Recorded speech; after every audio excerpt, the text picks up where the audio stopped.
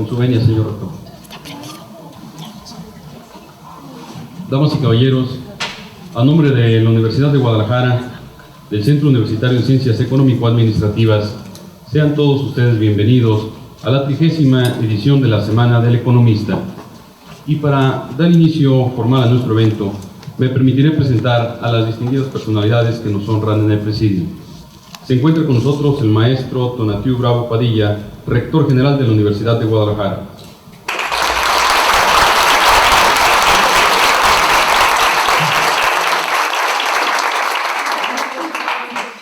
Nos acompaña en esta mañana el ciudadano Raúl Vladimir Gómez Díaz, presidente de la Sociedad de Alumnos de Economía.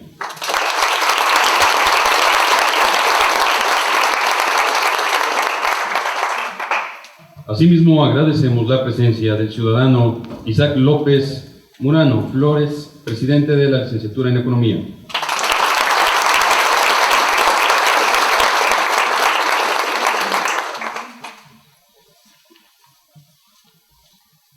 El maestro Iscoat Tonatiu Bravo Padilla es economista por la Universidad de Guadalajara, maestro en Administración Pública por la Universidad de Nuevo México, Estados Unidos, y cuenta con máster universitario en Sociedad de la Información y el Conocimiento por la Universidad Abierta de Cataluña, España. Es profesor titular en el Centro Universitario de Ciencias Económico-Administrativas de la Universidad de Guadalajara y se desempeña como docente en las maestrías en Políticas Públicas, Gestión y Políticas de la Educación Superior, ambos programas dentro del Padrón Nacional de Posgrado de Calidad CONACYT. Ha dirigido más de 20 tesis de licenciatura y maestría. También ha sido docente de la Escuela Preparatoria número 2. Ha participado como autor y coautor en 17 publicaciones, entre las que se destacan Compromiso Social por la Calidad de la Educación, 20 puntos para la reforma del Estado, el proyecto de Arcediano y el abastecimiento de agua potable en zona conurbana Guadalajara, buenas, malas o raras. Las leyes mexicanas de fiscalización superior 2000-2009, coordinado por la doctora Aimé Figueroa, Cuenta Pública en México, evaluando el laberinto legal de la fiscalización superior, también coordinado por la doctora Aimé Figueroa, y una gran cantidad de artículos de divulgación. Entre sus líneas de investigación se encuentra el financiamiento de la educación superior en México, la fiscalización y el ámbito de las políticas públicas. En la Universidad de Guadalajara se ha desempeñado como vicerrector ejecutivo en el año 2003-2006, así como coordinador ejecutivo de 1993-1994 y rector del Centro Universitario de Ciencias Económico-Administrativas de 1998-2003 y 2010-2013. También ocupó los cargos de coordinador general de extensión universitaria y director general de enseñanza media superior de la misma casa de estudios. Además, ha sido regidor del Honorable Ayuntamiento de Guadalajara en el año de 1998 y diputado federal en 2 legislaturas, 1994-1997, 2006-2009, en la última de las cuales presidió la Comisión de Educación Pública y Servicios Educativos. El 31 de enero del 2013 fue electo por el Consejo General Universitario para fungir como rector general de la Universidad de Guadalajara durante el periodo comprendido del 1 de abril de 2013 al 31 de marzo del 2019. Damas y caballeros, para el de la voz es un gusto ceder el uso de la palabra para dar inicio con la conferencia Financiamiento de la Educación en México, Retos y Perspectivas al maestro Tonatiu Bravo Padilla.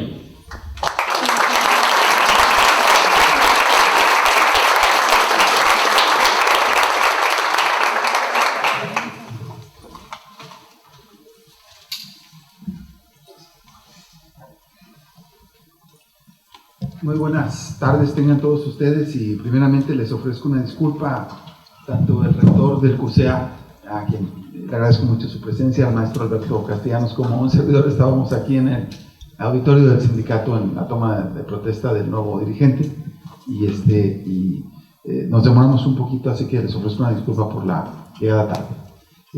Muy buenas tardes tengan todos ustedes, distinguido rector y directivos de este centro universitario, estudiantes y representantes estudiantiles. Siempre es un gusto para mí regresar a este centro universitario y particularmente recibir la invitación de parte de los estudiantes para participar en lo que se conoce como la Semana del Economista. Les comentaba yo a los dirigentes estudiantiles que en el oficio me pusieron que se celebraba desde 1985 para acá, pero yo fui estudiante del 77 al 82 y desde entonces ya había, ¿cómo se llama? Semana del Economista. Entonces deben remontarse un poquito más para atrás en la, ¿cómo se llama? En la historia, ¿no? Entonces, bueno, si les parece, entramos en materia para comentar el tema por el cual me invitaron a participar. Ustedes han desarrollado conferencias en esta semana que tienen que ver con la economía, que tiene que ver con su profesión. Y el tema es qué rol tiene la educación superior en el crecimiento económico, en el desarrollo de la economía nacional. Yo tomé algunos elementos que tienen que ver con el financiamiento de la educación superior para poder hacer esta presentación del día de hoy. Me voy a ir un poquito rápido para que sea lo más ágil posible, ¿no? Bueno, la educación superior es un bien público que genera efectos multiplicadores tanto en la sociedad como en la economía. En efecto, la prominencia social y económica de la educación superior es acorde con las enormes expectativas en su enorme potencial para contribuir al desarrollo social y al progreso personal de individuos y familias. De acuerdo con la OCDE, la inversión en educación superior impacta positivamente los niveles de ingreso tanto de las personas como de las familias, lo que se traduce en mayor recaudación fiscal y en un aumento en las contribuciones a la seguridad social, entre otras cosas. Pero lo más importante es que el alza de los recursos que pueden obtener las personas por tener estudios revitaliza de manera muy significativa el mercado interno. Mayores niveles de escolaridad pues están asociados con mejores estándares de salud, cohesión social y participación ciudadana, entre otros beneficios. Por ello, las naciones que logran prosperidad sostenida han colocado la educación superior como palanca de su desarrollo. Tenemos aquí, en términos generales, un cuadro de beneficios de la educación superior. Desde el punto de vista público, mayores ingresos tributarios, más alta productividad, mayor consumo, es decir, revitalización del mercado interno, fuerza laboral más flexible, menor dependencia de apoyo financiero del Estado. Desde el punto de vista social, se conforma la ciudadanía justamente a partir de la educación. Se conocen y se ejercen los derechos del ciudadano en la medida en que se está informado y consciente, cosa que generalmente otorga los niveles de educación a las personas. De tal manera que hay menores tasas de criminalidad, aumento de conductas filantrópicas y de servicios a la comunidad, mayor calidad de la vida cívica, cohesión social y mayor aprecio por la diversidad, incremento de capacidades y usos de tecnología. Desde el punto de vista privado, mejores salarios, que ya comentamos, mayores oportunidades de empleo, niveles más altos de ahorro, mejores condiciones personales de trabajo, movilidad personal, profesional.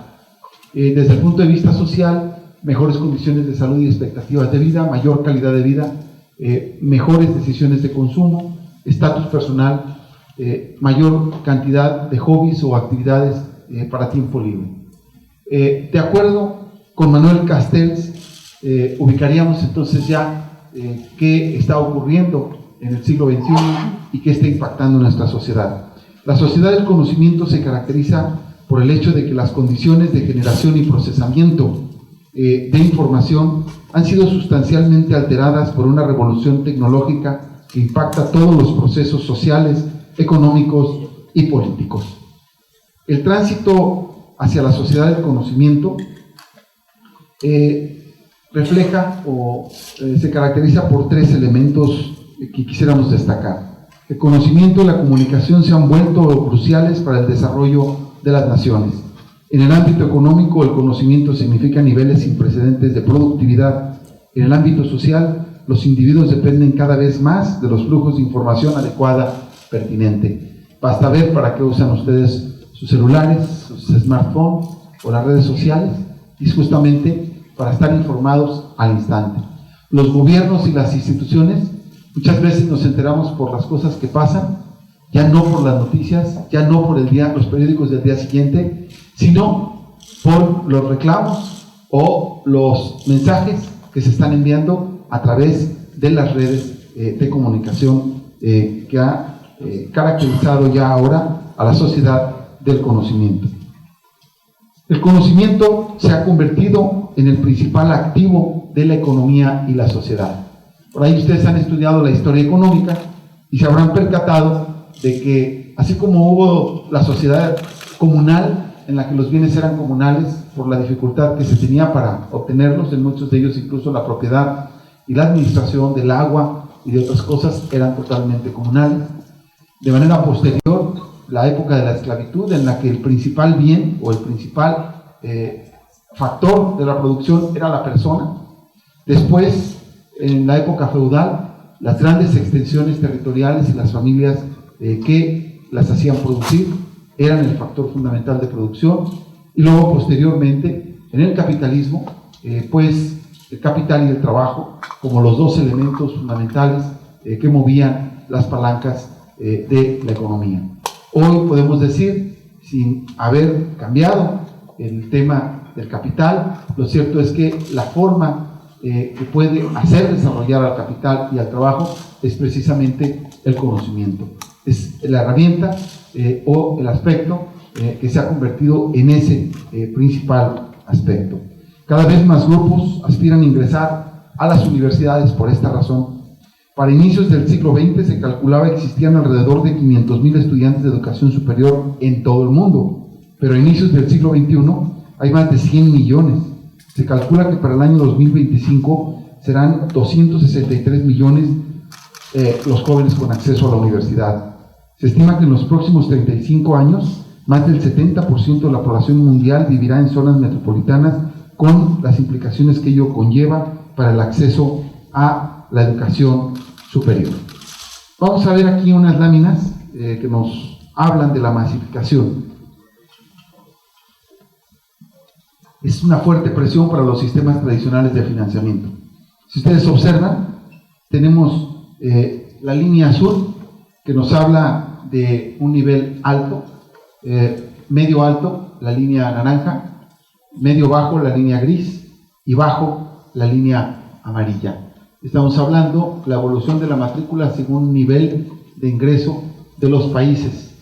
Entonces, el nivel de ingreso de los países tiene que ver directamente por cómo se ha expandido la matrícula de educación superior. En los países de ingreso medio se concentra el crecimiento de la matrícula, en estos dos, entre el gris y el naranja. El crecimiento en los últimos 10 años fue equivalente al que tuvieron los países de ingreso alto en un periodo más de 40 años. El crecimiento de la matrícula se concentra actualmente en América Latina y Asia. Cobertura y niveles de ingreso. La cobertura de educación superior está relacionada con el incremento del ingreso medio, es decir, el PIB per cápita. Sin embargo, hay países con ingresos similares que tienen tasas de cobertura muy distintas, como son los casos de Francia, Alemania, contra los casos de Corea y Finlandia. En América Latina predominan situaciones contrastantes. Por un lado, hay países con tasas de cobertura por arriba del promedio de la región, como Uruguay, Chile, Venezuela, Argentina y Bolivia, pero por otro hay países con tasas de cobertura inferiores, como es el caso de Brasil, México, Perú, Colombia y Paraguay. Vamos a ver una gráfica que nos va a permitir ubicar en esta matriz donde se correlaciona el PIB per cápita con la tasa de cobertura bruta en educación superior. Entonces, más o menos la tenemos que leer así. Es una tabla de la UNESCO. Si ustedes lo observan, esto significa el ingreso o el PIB per cápita, perdón, en dólares a precios de mercado, el PIB per cápita. Y esta lámina nos habla de la tasa de cobertura bruta en educación superior. Aquí tenemos para ubicar a la mayoría de los países de América Latina y por supuesto está aquí México. Si ustedes se fijan, de estos es el que tiene un poquito más de PIB per cápita, pero tiene muy baja la tasa bruta de atención o de escolaridad en educación superior. Aquí tenemos los demás casos. Muchos países como Turquía, por ejemplo, no obstante que tiene un PIB per cápita menor al de México, tiene una mayor tasa de cobertura en educación superior. Aquí tenemos en la parte de ingresos medios, como lo dijimos anteriormente, a los países que se encuentran en una situación más intermedia en cuanto al PIB per cápita y a la cobertura de educación.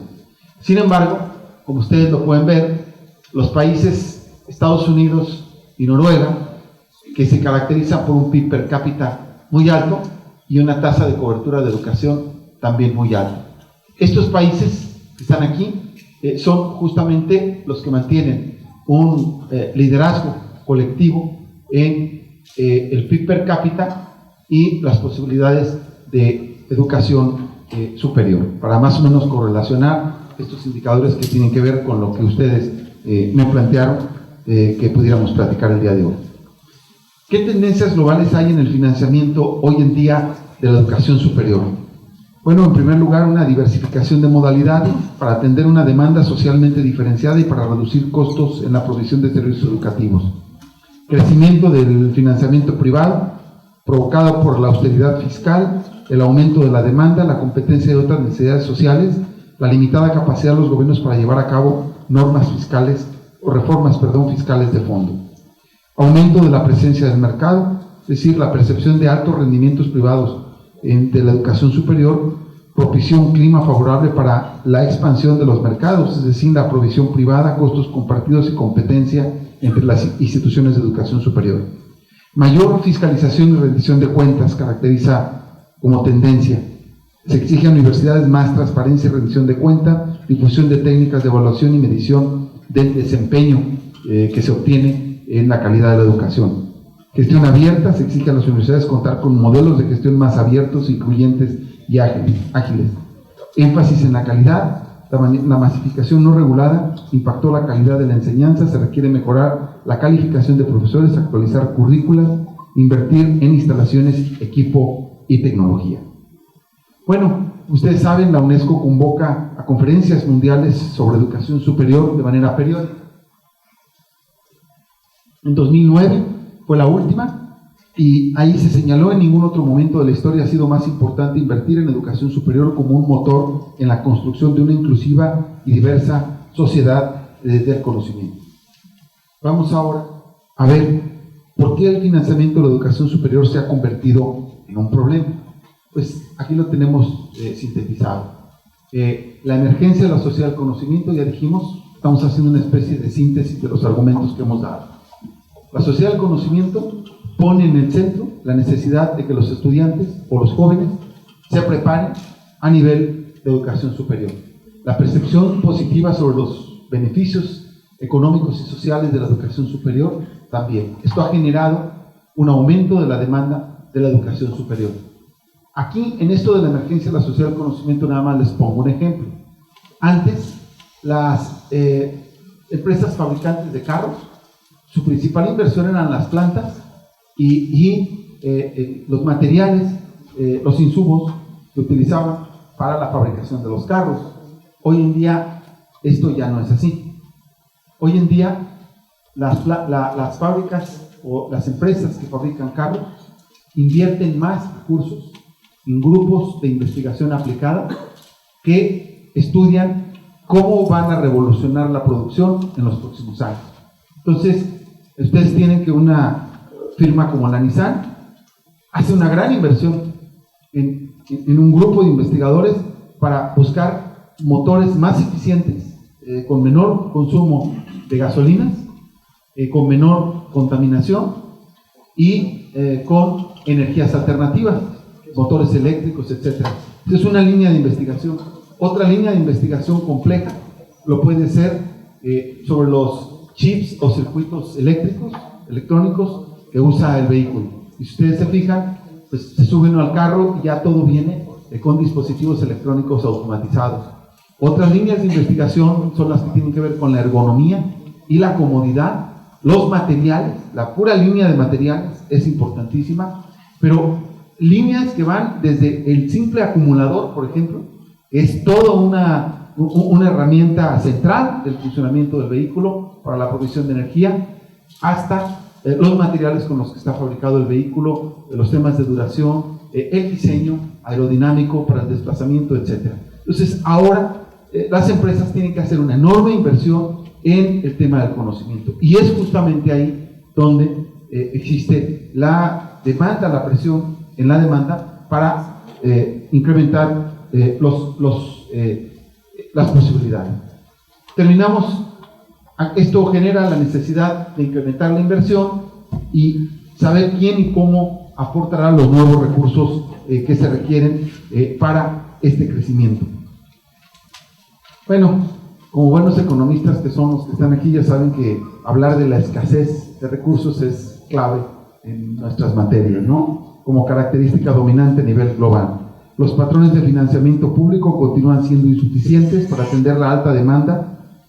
En la mayoría de los países del mundo, la demanda de educación superior crece más aceleradamente que la capacidad o voluntad de los gobiernos para proporcionar los recursos públicos, y existe una competencia política presupuestal entre necesidades sociales, es decir, para los congresos, los gobernantes, invertir en salud, infraestructura, seguridad pública, combate a la pobreza, educación, pues compiten bastante por su electorado. Entonces no necesariamente todo el mundo está comprometido en el corto plazo con el tema de la inversión en educación superior. Bueno, vamos a entrar aquí a algunas láminas que nos van a describir el fenómeno. Aquí tenemos una herramienta muy importante que yo he usado desde hace algunos años, recaudación fiscal como porcentaje del PIB. Y ustedes se darán cuenta que México tiene una recaudación fiscal muy por abajo de la mayoría de los países. ¿Por qué es fundamental la recaudación como porcentaje del PIB? Pues para saber cuánto presupuesto va a haber, y con ese presupuesto cuánto podemos invertir en educación, en salud, en todas las demás cosas. Entonces, este es el promedio de OCDE, 33%, pero México está en 19.7%. Déjenme decirles una cosa, una crítica que hace mucho tiempo se hacía al gobierno mexicano es que la recaudación fiscal aquí en México era prácticamente como en Centroamérica, la de carácter tributario, y que entre 35 o 40% del presupuesto venía de lo que se recaudaba del petróleo, y entonces era una dependencia muy grande desde el punto de vista presupuestal de los recursos de un producto no renovable. Entonces esa crítica hoy en día ha dado un salto, cuando menos hay que revisar ese tema. La última reforma fiscal que se hizo tiene muchas críticas, pero lo cierto es que la baja del precio del petróleo y la reforma llevaron a incrementar el volumen de recursos tributarios y a bajar la dependencia de los recursos del petróleo, de tal manera que ahorita solamente representan, en el presupuesto que acaban de mandar a la Cámara de Diputados, solamente representa entre el 18 y el 19% los recursos provenientes del petróleo, ya no el 35%, o en algún momento hasta el 40% llegó a significar en algún año, ¿no? Entonces ese equilibrio es importante, saber cuánto viene de ingresos tributarios y cuánto viene de un solo producto, en este caso estamos hablando de petróleo. Vamos a entrar ahora a ver el tema ya puntualmente de México, para ver cómo vamos. Fíjense bien ustedes en esta lámina de la OCDE, que dice México es el país que menos ha crecido de la OCDE. Corea e Irlanda implementaron cambios en la estructura de su gasto público para favorecer la inversión en educación, investigación, ciencia y tecnología. Déjenme decirles así las cifras generales para que ustedes las tengan a la mano.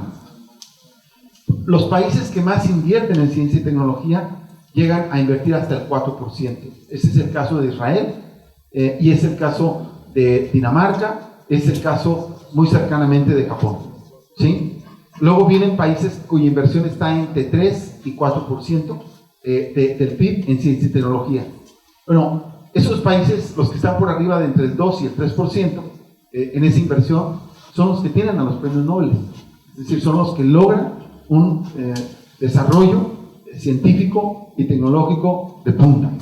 ¿sí? Entonces, observen ustedes cómo en los años 80, estos 4 países y el promedio de la OCDE, estamos hablando de México, son 6, Grecia, Turquía, Portugal, Irlanda y Corea. Todos partíamos de un mismo nivel per cápita, manteniendo constantes los precios del 2000, ¿sí? Índice de PIB per cápita. ¿Qué fue lo que pasó en Corea? Se fue para arriba, Corea. Irlanda se fue para arriba. Con todo y todo la crisis que ha vivido, Portugal tuvo una alza, una baja, y luego después no lo pudo sostener.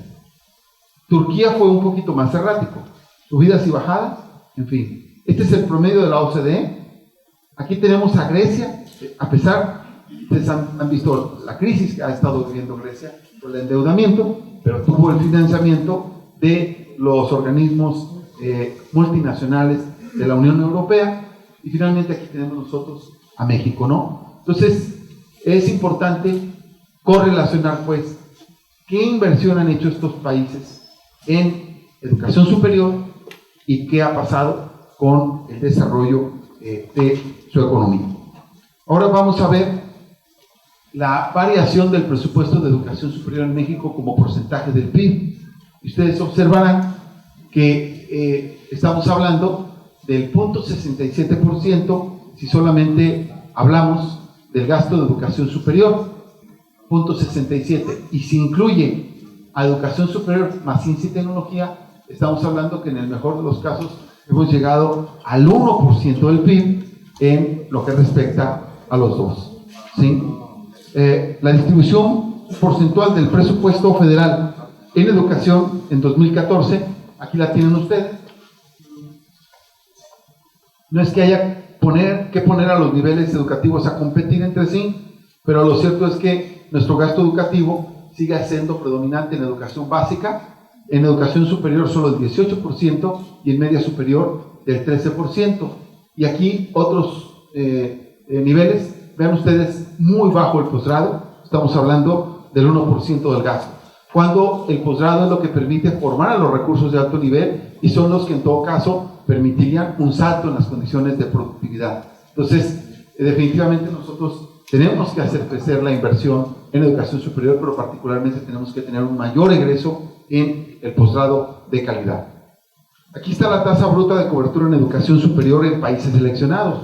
Observen ustedes la comparativa. Bueno, Estados Unidos tiene 82%, España 69%, Argentina 67%, Uruguay 64%, Portugal 56%, Venezuela 52%, Chile 52%, Panamá 45%, Perú 35%, Colombia 32%, Brasil 30%, México 28%. Ahorita se supone, es una lámina de 2011, se supone que en el último informe estamos en el 33% y Paraguay 26%. Ustedes vean cómo la tasa bruta de cobertura en educación superior es muy baja para el PIB que representa México a nivel mundial. México es entre la economía número 13 y 14, está en la OCDE, y ese tamaño de economía no corresponde a su tasa de cobertura de educación superior. Debería tener una tasa de cobertura mucho más alta. Aquí tenemos nosotros la evolución de la cobertura nacional de educación superior, y vean ustedes cómo del año 2003 al 2004 transitó de 21.9 a la que tenemos actualmente, bueno, en el año 2012-2013 aquí registrada, casi del 29%.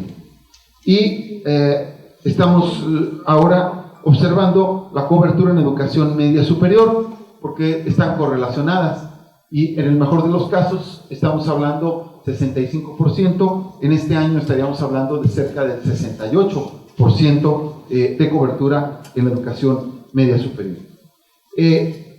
Ahora vamos a ver otro problema que no es menor en el país, y que es el tema de la equidad, ¿sí? Esa tasa de cobertura no es pareja en todo el país, hay una diferencia por estados. Jalisco casi está en la media, aquí está la media nacional, pero todos estos estados tienen una tasa de cobertura de educación superior más alta que Jalisco, y el PIB de estos estados no es tan significativa la aportación del PIB de esos estados, excepción hecha del Distrito Federal y Nuevo León, como lo es el caso de Jalisco. Entonces, siendo uno de los 5 estados que más aportan al PIB nacional, nos comportamos en materia de educación superior como el estado número 16 o 17. Es otro de los errores, otro de los problemas que enfrentamos particularmente como estado. La baja entonces inversión no solamente es nacional, sino particularmente también es local y nos afecta. Aquí vamos a ver ahora, en la siguiente, la cobertura en educación media superior. Y déjenme decirles que en esto sí hay mejores noticias, porque en Jalisco el esfuerzo que se ha hecho en los últimos 3 años nos hizo transitar desde este lugar a prácticamente ubicarnos ya en la media. De uno de los últimos lugares hemos podido avanzar gracias al esquema de coordinación y de inversión que ha hecho la universidad y los demás subsistemas, particularmente en Jalisco. Esta es la misma, nada más con datos de 2013. ¿Cuánto es el comparativo si vemos el subsidio ordinario federal y estatal por alumno de las universidades públicas estatales? Perdón, me salté una. Estamos viendo el comparativo de subsidio ordinario y lo que vemos es un subsidio de entre 50 y 55 mil pesos a nivel nacional, pero tenemos nosotros a la Universidad de Guadalajara en el antepenúltimo lugar. Esto ocurre porque la Universidad de Guadalajara tiene una gran cantidad de estudiantes de nivel medio superior. Tenemos casi, 138,000 estudiantes de nivel medio superior y la otra parte, un poquito más de 120,000 estudiantes en el nivel superior. Entonces es una carga muy importante para la Universidad de Guadalajara y una inversión muy significativa, lo que se ha hecho en el nivel medio superior y el esfuerzo que se hace en el nivel superior. Pero ahora la pregunta que todo buen economista se va a hacer, o sea, todos ustedes que son tan buenos economistas, ¿cuánto le invierte cada estado de la República a la educación superior? Y ustedes vean que también en eso hay una enorme desigualdad. Hay estados como Yucatán, San Luis Potosí, que con trabajos completan el 10% de aportación a sus universidades. Por ahí va creciendo la Universidad Juárez del estado de Durango, la de Zacatecas, la de Nayarit, que no llegan ni siquiera al 15%, la Benito Juárez, que estará por esa cifra, y ya cercano al 20%, estaríamos hablando Baja California Sur, Querétaro o Tlaxcala, o incluso Colima.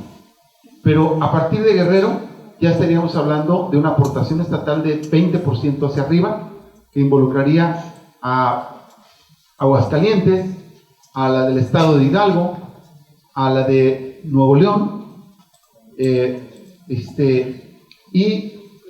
estaríamos hablando de la Michoacana, que ya llegaría casi a los 30, la de Sinaloa igual, y la de Campeche. La Autónoma de Puebla estaría ya en los 30. Este es el total, y si se fijan, el promedio es 35% de aportación estatal y lo demás federal. Pero ya tenemos los demás casos en los que el Estado le sigue poniendo más, hasta que llegamos a la UDG, que aporta el Estado 48%, para ser puntuales, y 52% lo pone la Federación. Para este año 2013 fue un poquito superior. Y la Universidad Veracruzana, que ya se rompió este paradigma, porque el actual gobernador ha dejado de entregarle los recursos a esa institución. Bueno, ¿en qué se gasta el dinero de las universidades? Así como promedio, comparando el gasto en servicios personales y el gasto de operación de las instituciones de educación superior, porque es una manera de ver qué tan sano es el gasto. Cuando te gastas todo lo que tienes en salarios, bueno, no tienes capacidad para invertir y para crecer en calidad, entonces ahí también se tiene que mantener un equilibrio razonable, ¿no? Esta es más o menos la idea que les da a ustedes. No es muy buena porque en el mejor de los casos las universidades que tienen un mejor equilibrio llegan apenas al 20% de gasto de operación y los demás recursos pues literalmente se tienen que gastar en servicios personales. En los últimos 2 años, 3 años hemos logrado acrecentar esto y la Universidad ya de Guadalajara, podríamos decir que se encuentra aquí, es decir, 80-20. En este momento, en el año 2015, ya logramos llegar a ese equilibrio. Ahora preguntémonos otra cosa. ¿Cómo andan de recursos autogenerados las universidades públicas estatales? Porque los ingresos autogenerados también es otro aspecto importante. Y aquí tenemos nosotros el equilibrio que más o menos se aproxima a 80-20 también entre el subsidio que se obtiene y el recurso que es capaz de generar las universidades. Las metas que se ha planteado en cobertura y financiamiento del programa sectorial de educación del actual gobierno federal, encabezado por el presidente Peña Nieto, habla de llegar al 80% de cobertura educativa en el nivel medio superior y apenas al 40% en lo que respecta al nivel superior. Si ustedes lo observaron, esta meta nos sigue poniendo por abajo de varios países latinoamericanos, como ya lo pudimos haber observado. Es una meta, en mi opinión, muy conservadora, muy limitada. Deberíamos estar al menos arriba del 50% de cobertura de educación superior para los jóvenes. Y aquí tenemos nosotros el crecimiento del gasto en investigación científica y desarrollo experimental y en educación superior como porcentaje del PIB. De manera tal que sumados hemos podido tener un crecimiento que sigue rondando alrededor del 1%. Bueno, vamos a terminar ahora con el avance de las universidades públicas estatales en indicadores de calidad. O sea, si ustedes lo observaron, primero vimos qué importancia tiene la educación superior en las economías a nivel macro. Después, cómo debemos hacer crecer el financiamiento en educación superior y luego correlacionarlo con el PIB y luego las tasas de cobertura de educación media superior y superior. Pero no basta eso. También tenemos que asegurarnos que la inversión que se haga dé como resultado una educación de calidad. Si no, entonces sería un vacío el que tendríamos. Aquí tenemos el porcentaje de profesores de tiempo completo en el Sistema Nacional de Investigadores. En 2002 era del 8%, ahora las universidades públicas tienen en promedio el 22%. ¿Qué porcentaje de profesores con posgrado del total de profesores de tiempo completo hacia 2014? Pues aquí tenemos Querétaro 97%, Quintana Roo 97%, Sonora, Instituto Tecnológico de Sonora 96%, la Autónoma de Aguascalientes 96%, la Autónoma del Estado de Hidalgo 96%, la de Colima 96%, la UDG 94%, la Universidad del Carmen 94%, la de San Luis Potosí 94%, la de Baja California 94%. Estamos hablando de porcentaje. ¿Qué porcentaje de matrícula en programas educativos de calidad? Pues aquí tenemos nosotros universidades que van del 61 al 100%, teniendo un posicionamiento de la Universidad de Guadalajara del 82-85%. El porcentaje de matrícula en programas de buena calidad y el porcentaje de profesores de tiempo completo por subsistema, ya separadas, en politécnicas, interculturales y universidades federales. Tenemos la variación del presupuesto aprobado para educación superior y posgrado, y aquí hay que resaltar que entre el presupuesto del resto de la Federación aprobado y la variación porcentual real, estamos hablando de un porcentaje que raya en el 7.2% del presupuesto federal en este año. Bueno, por último, ¿qué retos, para terminar, plantearíamos en materia de financiamiento de la educación superior para México? Fortalecer los mecanismos de financiamiento público a la educación superior implica ampliar la base fiscal. ¿Sí?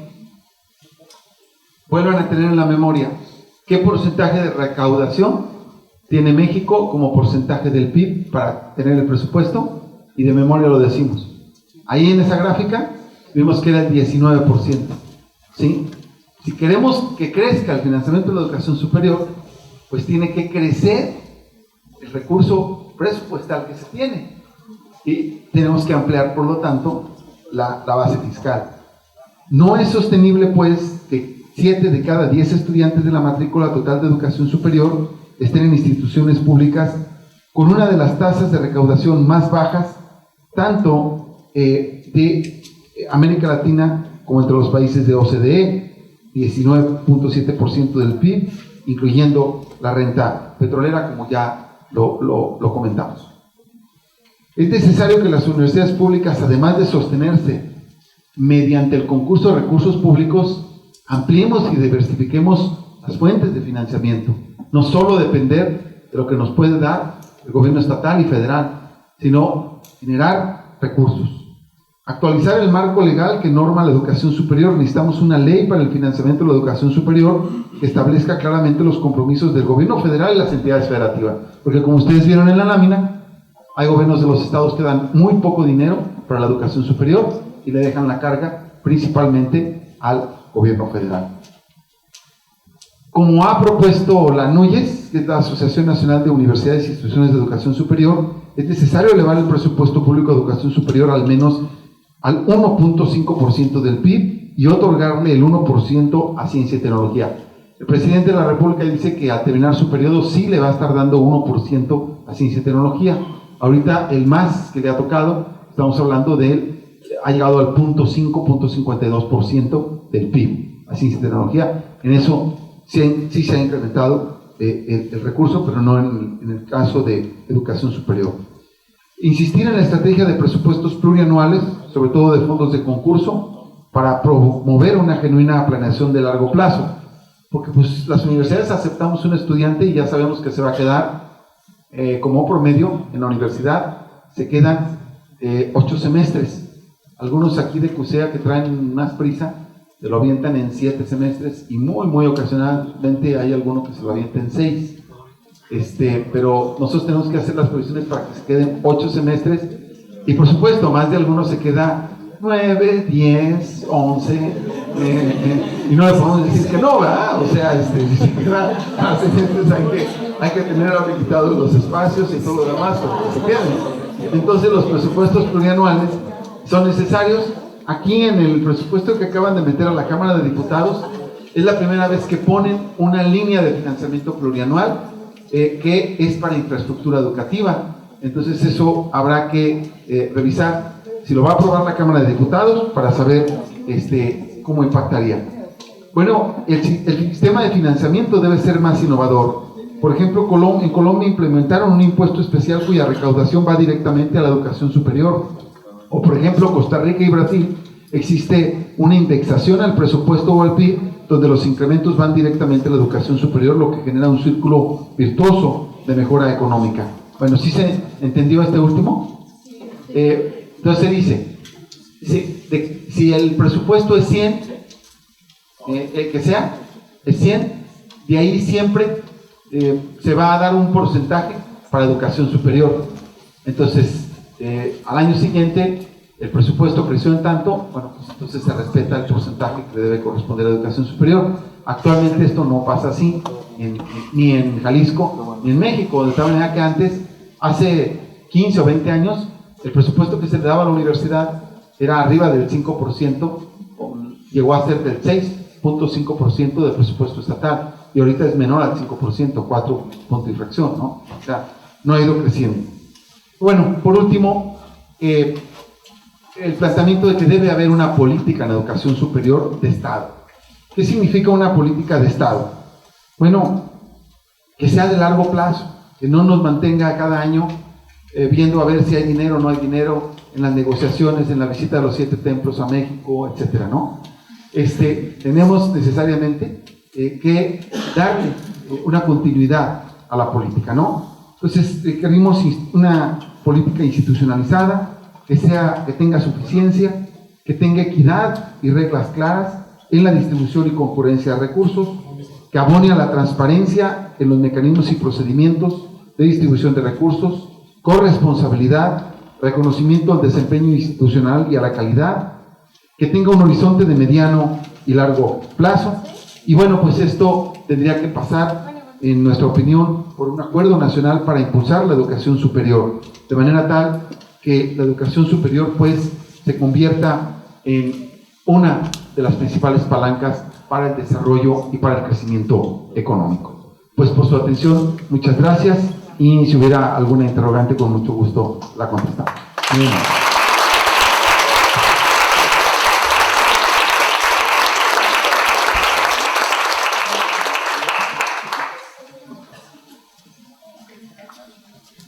Sí, vamos a tener una ronda de 5 preguntas por parte de nuestro auditorio. Quien quiera formular alguna pregunta, levante su mano para que sea asistido por las señoritas asistentes de protocolo y les hagan llegar un micrófono.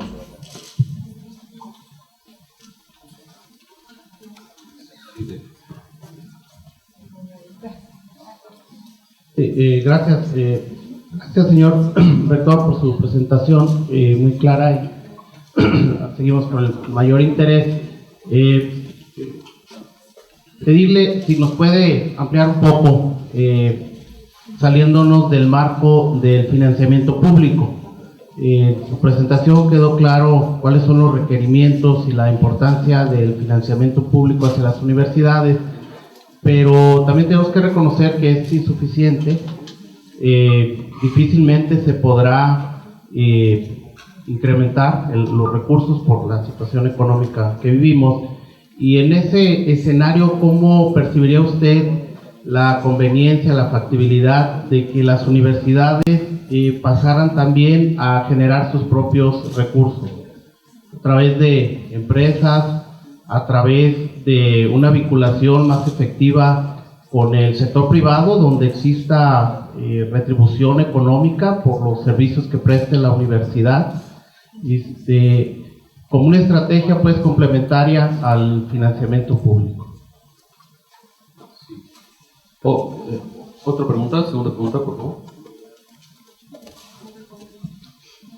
Bueno, mi pregunta va más en torno a la propia naturaleza y al rol que estamos teniendo actualmente económicamente hablando, dado la petrodependencia que tenemos en materia de recursos. Bueno, se van a derivar diferentes recortes presupuestales en diferentes rubros dentro del país, ¿no? Uno de esos recortes será en educación. Bueno, mi pregunta básicamente gira en torno a cómo este recorte de educación impactará a la Universidad de Guadalajara, y cómo la propia universidad manejará esta reducción a su partida presupuestal, a la partida presupuestal que normalmente tiene destinada, ¿no? Sí, una tercera pregunta. Bueno, mi pregunta va enfocada a observar en los últimos años la educación ha crecido, el mercado se encuentra con capital humano más capacitado, mejorando los sectores sociales y privados. Pero me gustaría conocer su perspectiva en cuanto a panorama de los egresados de la Universidad de Guadalajara y la competencia con otras instituciones en cuanto a preparación y por ende mercado laboral. Siguiente pregunta, por favor.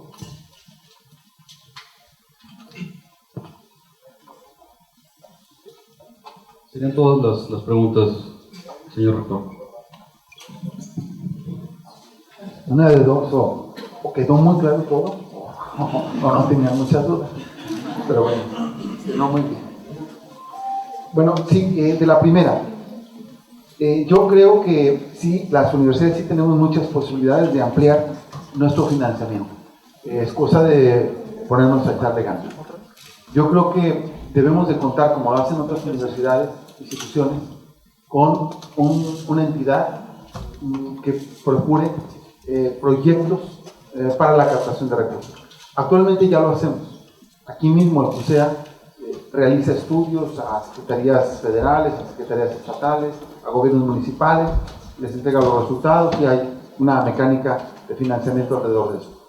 Pero no ha sido consistente este trabajo. No se ha generado un buró de investigación aplicada que nos permita dotar de un directorio muy claro de qué servicio le podemos dar para que esto pueda ocurrir, ¿no?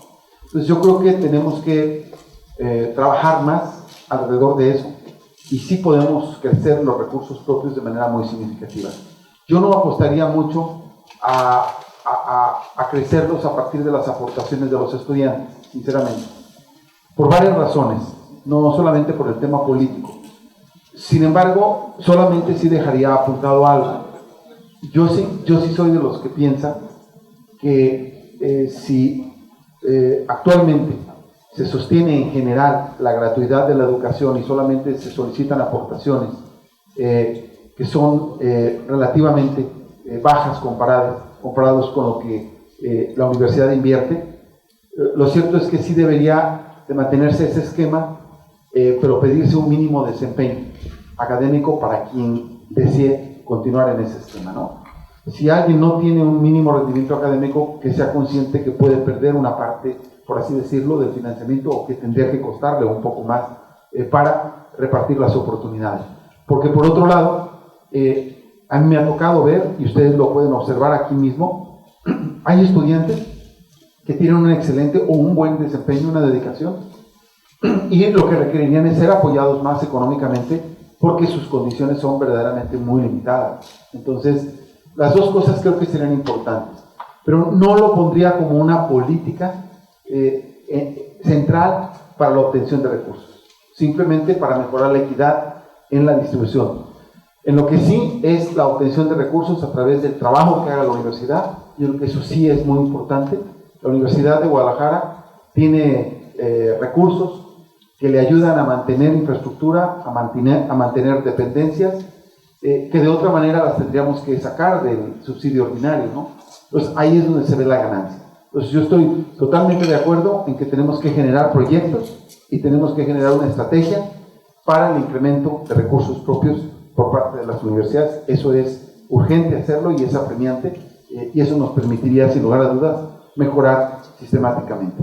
De hecho, parte de la mejora que ha tenido el centro universitario es que desde hace 20 años se ha mantenido una política continua de participación de los estudiantes y todo, que ha permitido la mejora paulatina de sus instalaciones, ¿no? Ahora, respecto del problema del recorte presupuestal, bueno, más o menos les doy los datos. El presupuesto que ya presentó el Ejecutivo a la Cámara nos pone a las universidades con un crecimiento de entre el 2.8 y 3%. ¿Eso qué quiere decir? Que solamente nos están incrementando lo que mide el Banco de México como inflación, ¿verdad? Entonces tendríamos una tasa cero de crecimiento. Tomando en consideración nada más que eso no es tan mecánico, porque la inflación, como ustedes lo saben, la calcula el Banco de México con una canasta de productos que miden la inflación. Sin embargo, lo que se compra en las universidades no es lo que viene en la canasta. En las universidades se compra principalmente cosas que están tasadas en correlación con divisa del extranjero, en dólares, los simples equipos de cómputo y otra serie de provisiones más tienen que ver con con un crecimiento mucho mayor. Entonces yo lo que creo es que se está generando una estrategia en Anuyes para pedir cuando menos un incremento de entre 3.500 y 4.000 millones de pesos más al rubro de educación superior, lo que nos permitiría crecer a lo mucho en 1.6, 1.7% más, pero real, por arriba de la inflación. Entonces, ¿qué va a hacer la Universidad de Guadalajara? Trabajar con Anuyes para lograr cabildear con los diputados que no vengamos en incremento cero, solamente con la inflación. Dos, lograr que haya un crecimiento real para que no se pare el incremento de la matrícula. Ahorita, en los últimos 3 años, la Universidad de Guadalajara ha incorporado entre 18 y 20.000 espacios nuevos para estudiantes. Si no hay incremento, se corre el riesgo de que no continúe la expansión y las posibilidades de más atención a estudiantes. Entonces, ahí creo que tenemos que poner el dedo en el renglón. Y, por otro lado, lo que dijo el doctor Adrián, en el sentido de tenemos que mejorar la aplicación del recurso e incrementar fuentes de recursos propios que nos permitan reemplazar lo que no vamos a obtener por la vía del subsidio. Yo solamente les doy los datos globales. este presupuesto federal trae 130,000 millones de pesos menos que el de 2015. Bueno, ¿en qué rubros va a bajar el financiamiento? Bueno, pues en un montón de rubros. Aquí en educación superior y en ciencia y tecnología, afortunadamente en ciencia y tecnología no solo no está bajando, se mantiene un crecimiento moderado, y en educación superior cuando menos nos está dejando el crecimiento cero. Es decir, no crecemos, pero tampoco bajamos por abajo de la inflación. Sin embargo, en materia de educación superior, eso es de crecimiento. Hay que tenerlo muy claro, ¿verdad? Entonces, la Universidad de Guadalajara va a tener que hacer eso y, evidentemente, tener que hacer más eficiente su gasto para mejorar la calidad del mismo, ¿no? Panorama de egresados de la UDG en comparación con otras instituciones y mercado laboral. Bueno, aquí hay buenos economistas, y yo la primera pregunta que les diría es: ¿cuánto creen ustedes que hay de mercado laboral formal e informal? ¿Cuánto le pondrían en porcentaje a cada uno? 80-30, 70-30, ese es el más radical que he escuchado. 70-30, 70 ¿a cuál le pones? Al informal, sí. 30 al formal. No, así se fue más radical.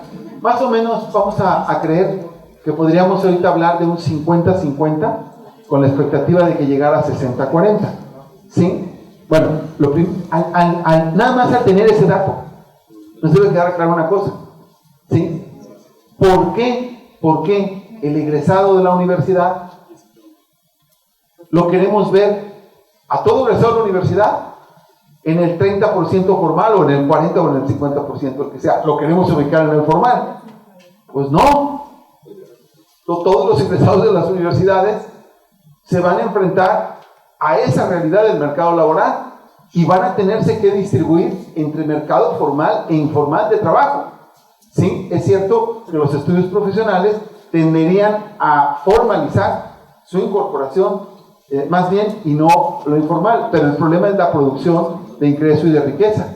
¿Sí? Entonces, lo primero es que nadie debe de llamarse a excepción.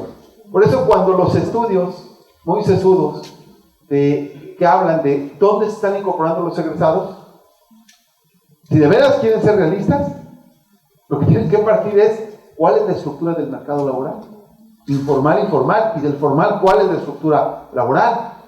Entonces, antes que decir, no, es que los egresados de las universidades no están teniendo empleo, no están teniendo posibilidades de incorporación. A ver, espérate. Primeramente tienes que explicarte cuánto se debe a la calidad baja de los estudios que se están ofreciendo en las universidades, y cuántas al problema del mercado laboral, de la oferta de empleos, ¿no? Entonces, ahí es donde tenemos que nosotros reflexionar a ese respecto, y no exigirle a las universidades que las universidades resuelvan un problema del mercado. Las universidades no vamos a tener ninguna, ni juntas ni separadas, la capacidad de resolver los entuertos, las distorsiones o las premuras que pueda tener el mercado laboral, ¿de acuerdo? Y más segundo, en el caso de la universidad pública, porque la universidad pública no sola, sí debe tomar en cuenta el mercado, pero no debe formar solo para el mercado, ¿sí? Un día que hicimos un estudio aquí, bueno, no hay muchos estudiantes de turismo, ¿no? Bueno, es que voy a decir algo de la carrera de turismo. Me quiero cuidar para medir el impacto. Quiero ser precavido. No se crean, es una broma. Hicimos un estudio aquí, en el CUSEA, para ver cuál era la carrera en la cual tenía... Ese estudio se hizo en todas, y se le preguntaba a los estudiantes de primero, ¿por qué elegiste esta carrera? ¿Qué expectativas tienes de la carrera? Etcétera, etcétera, etcétera. Y luego después se le iba preguntando semestre por semestre, y luego se midió cuántos en segundo, tercero y cuarto principalmente ya no continuaron la carrera, y luego de los que terminaron se les preguntaba, ¿volverías a escoger turismo si ¿cómo se llama? Si tuvieras la oportunidad de volver etcétera, ya tienes trabajo relacionado, en fin, ¿no? La pretensión era medir eso, ¿no? Les voy a dar los resultados globales para que luego no digan que la traigo contra los de turismo, ¿no? Entonces, los resultados globales no fueron desalentadores. Déjenme decirles a ustedes que este es el centro universitario que más porcentaje de estudiantes tiene trabajando. Eso no quiere decir que trabajen en algo que tiene que ver con su profesión. ¿Sí? Bueno, trabajan. Sí, está todo, échenle, ¿no? Ya no. Pero, bueno, tienen ingresos. Eso es lo que finalmente es bien importante. La estructura del ingreso de esos trabajos, ¿sí? La estructura más baja, sí, la tienen los de contaduría. La estructura de ingreso más baja. Pero son los que tienen el mayor rango de empleo del CUSEA. O sea, ser estudiante de contaduría tiene una alta probabilidad de encontrar chamba y de encontrarla vinculada a lo que está estudiando. El único problema es que los sueldos son muy bajos. ¿Ok? 4,000, 5,000 pesos es el promedio. ¿Sí? Es muy bajo. ¿Y qué pasó? ¿Y cuál es la carrera que tiene la más alta deserción en aquel entonces? Turismo. De los de 100 que entraban, entre tercero y cuarto, bajaba a más del 50% la cantidad de estudiantes. Primer factor, la mayoría de las mujeres, al entrar a tercero y cuarto, no solamente estaban casadas, sino estaban empezando al tema de ser madres, y por lo tanto eso tenía un impacto en la carrera, ¿no? Algún día, derivado de ese dato, dijeron, bueno, entonces hay que preguntarles si tienen planes de casarse o tener hijos para no gastar dinero de más en personas que no van a terminar la carrera. Alguien comentó eso, ¿no? Y bueno, es muy claro, la Universidad de Guadalajara no puede aceptar o no por eso. Finalmente, finalmente, ¿qué pasaba al final? Una muy baja cantidad de estudiantes egresados de turismo se dedicaban a cosas relacionadas con el turismo y una buena cantidad no trabajaban. ¿Sí? Entonces, decía, bueno, no hay que invertir. No, es que la universidad lo tiene que hacer porque finalmente la inversión en educación superior tiene que ver con cultura, tiene que ver con Estado de Derecho, tiene que ver con un derecho que es un derecho habilitador. El derecho a la educación es un derecho habilitador. La educación te permite habilitar otros derechos. No usarías otros derechos constitucionales si no tienes educación, ni siquiera los conocerías. Entonces, ese derecho habilitador lo hace la universidad con independencia de que vayas a obtener trabajo o no.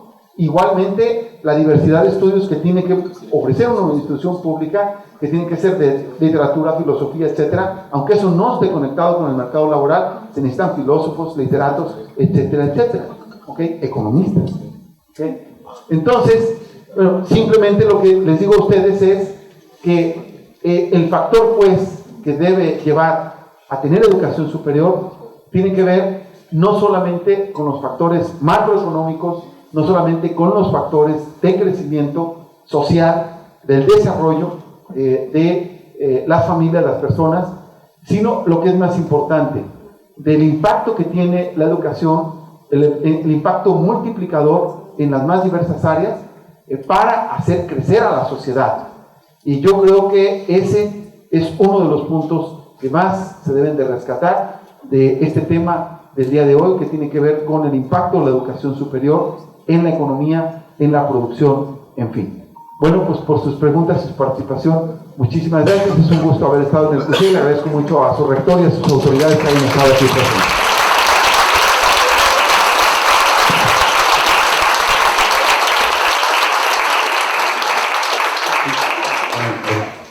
Sí, queremos agradecer la presencia en nuestro evento, en nuestro auditorio, del maestro José Alberto Castellano Gutiérrez, rector de nuestro centro universitario, que tuvo bien también acompañarnos en el presidio en esta mañana. Gracias, señor rector.